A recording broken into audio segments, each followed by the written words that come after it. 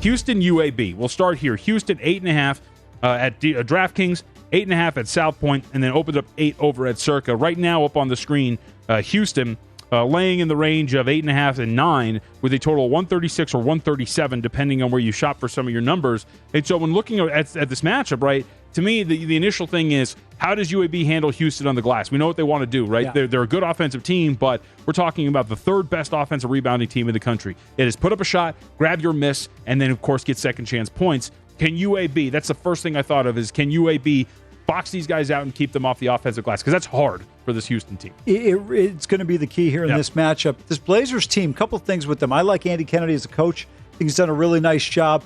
But this team at times, they're reliant on the perimeter a little bit too much for me, and I think that could be a challenge against this Houston team. Remember, the Cougars, they don't shoot the ball well, but at the same time, they can be extremely dangerous. I just look at UAB and I say, okay, this is a solid team, but for me, I just don't think they necessarily have enough consistency on the defensive end to be able to get through this matchup. I think Houston moves on despite their injuries they've had this year. Walker was tremendous throughout the course of the season, winning the Conference Player of the Year.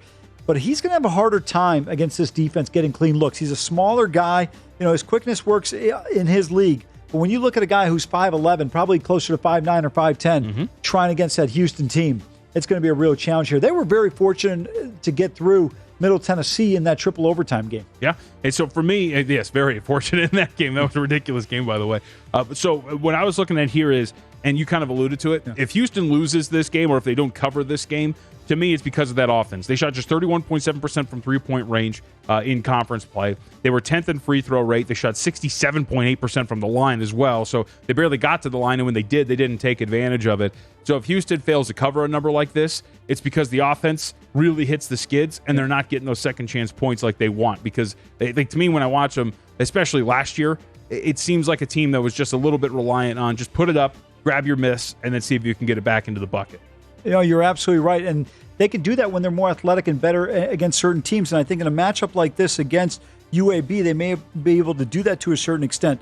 Buffin's got to stay out of foul trouble. If they're going to have a chance he gets in foul trouble, they're going to be in serious trouble in this matchup. But it's going to be an interesting game. I wish Houston did not have the injuries that they have this year, because I think this is a team that really could have made a Final Four run once again. Interesting trend for Houston this year. In 6 neutral site games, they are 5-1 straight up and against the spread.